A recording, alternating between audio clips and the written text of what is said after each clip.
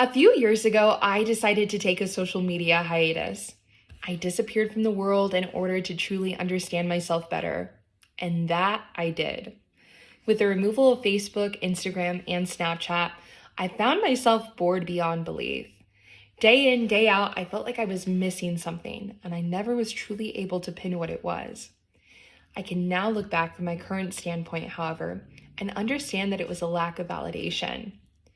While the lack of validation took some time to adjust to, there was something that was much more difficult that I don't think people would have ever considered. Adjusting to the look of my actual face. Now, I know this can come off as a joke, but it was completely serious at the time. I'd gone from taking nearly 10 to 20 pictures a day, half of which were selfies, to maybe 10 to 20 a week. Without the filter assistance from my beloved social media apps, I was forced to use my actual phone camera without filters. And I'll tell you what, I truly felt that my iPhone camera had a personal vendetta against me.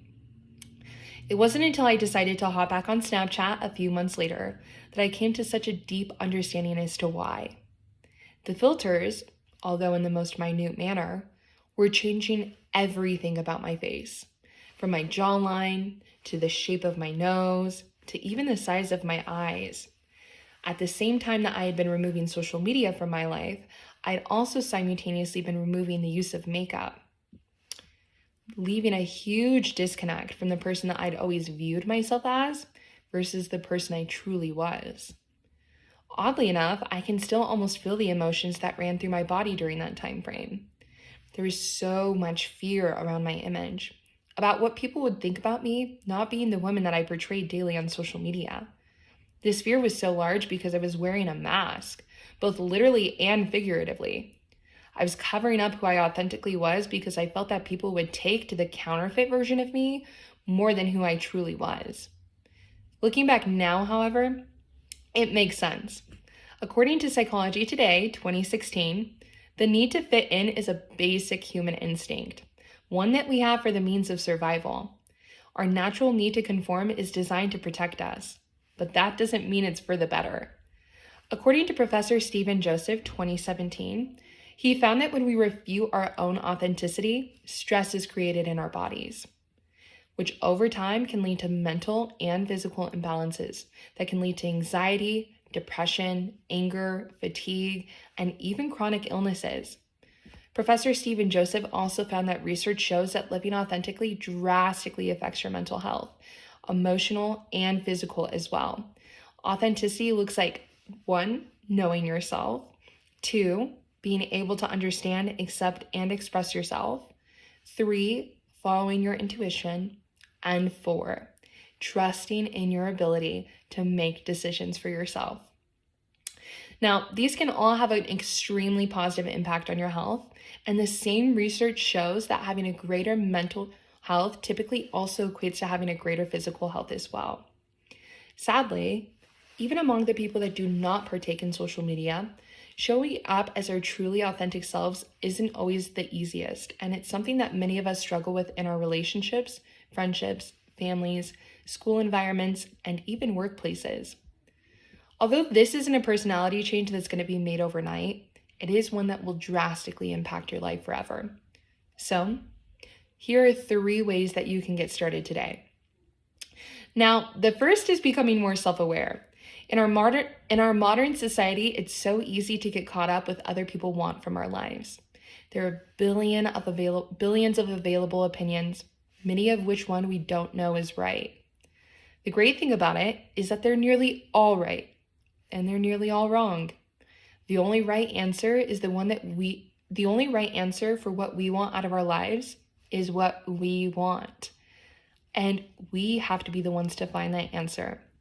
A great beginner's way to do this is through mindfulness and meditation. According to the American Psychology Association, meditation promotes metacognitive awareness, decreases rumination, and enhances attention capacities. The second is developing a strong sense of self-confidence. For the longest time, I felt that my confidence was solely based off of how well I looked physically, never realizing that there was so much more to it than that. True confidence comes from a trust in yourself, So take a moment and ask yourself, what is my own track record? We can do a great job building trust with ourselves by setting small goals and celebrating small wins. If you haven't worked out in 2 years, maybe don't set a goal for the first week that you're going to work 6 out of 7 days.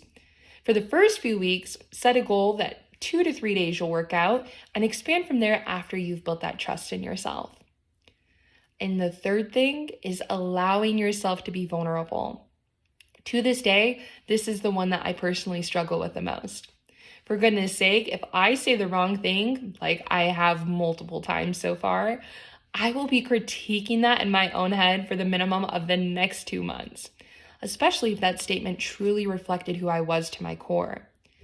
Going back to our own biological need for being liked, being vulnerable goes against that 1,000%. Being vulnerable puts us in a position of being wide open and allows people to judge us to our fullest extent. To practice this, try vocalizing your feelings and true emotions in a close and trusted space, while giving up the idea of perfection. We stray away from being vulnerable with people because we don't want them to view us as anything other than perfect. But we aren't, and that's perfectly fine. So, to wrap this up, there are 3 ways that we can work toward becoming more authentic, and that would start with becoming more self-aware, developing a strong self-confidence, and allowing ourselves to be more vulnerable. Living a life of authenticity is not easy when you first begin, but the gift of truly being able to be yourself is far more rewarding than any validation you would have ever received through a filter. Thank you.